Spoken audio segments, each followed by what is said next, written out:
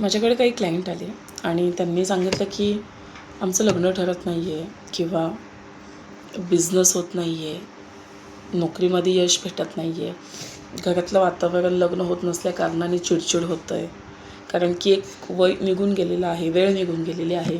तर याच्यामागचं कारण काय असावं? तर हे कारण जाणून घेत असताना एक खूप मोठी गोष्ट लक्षात आली, जी मला तुमच्यासोबत शेअर करायची आहे.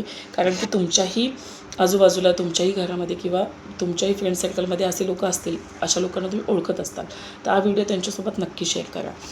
तर जेव्हा त्यांची पूर्ण हिस्ट्री जाणून घेतली, त्यावेळेस अशा काही गोष्टी लक्षात आल्या, की त्यांनी त्यांच्या जेव्हा कॉलेजमध्ये आणि आत्ता जे काय लग्नाचं वय होऊन गेलं त्या काळामध्ये त्यांनी बऱ्याच मुलींना आपण काय म्हणू ॲट अ टाईम डेट केलेलं होतं आणि प्रत्येक मुलीला लग्नाची फेक कमिटमेंट किंवा फेक रिलेशनशिप असं होतं.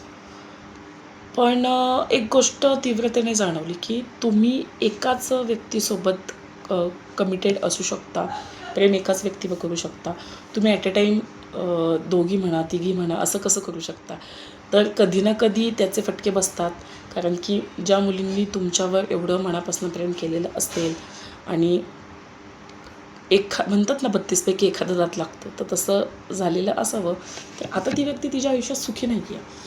लग्न तर होत नाही, म्हणजे हा भाग तर आहेच आहे, पण कुठे ना कुठे मनाला फार वाईट वाटतं, गिल्ट वाटतं. मी जेव्हा या सगळ्या गोष्टी त्यांच्यापुढे मांडल्या, की मग हे चुकीचं आहे, बरोबर की नाही? सांगायचा मुद्दा असा, की तुम्ही समोरच्याला फसवलं तर परमेश्वर बघतो, कारण की तुमची ती भावना फसवायची आहे आणि तुम्ही विश्वापर्यंत फसवण्याचीच भावना पाठवताय.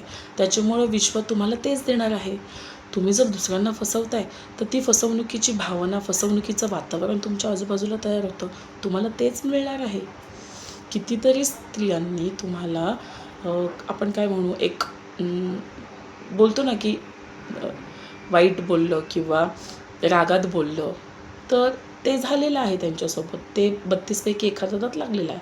तर सांगायचा मुद्दा हा, की मुलगा असो, मुलगी असो, फसवणूक हा निव्वळ मूर्खपणा आहे. फसवणूक करून तुम्ही कधीच सुखी राहू शकत नाही. तर ही वृत्ती टाळा. त्याच्यामुळे तुमचं यश, आनंद, प्रगती अजिबात होत नाही. मॅनिफेस्टेशनमध्ये, लॉ ऑफ अट्रॅक्शनमध्ये या सगळ्या भावनांचा इथेच खेळ आहे. तुम्ही जे देताल तेच तुम्हाला भेटेल. त्याच्यामुळं काळजी घ्या. आपण काय करतो आहे याच्यावर स्वतःचंही लक्ष असू द्या.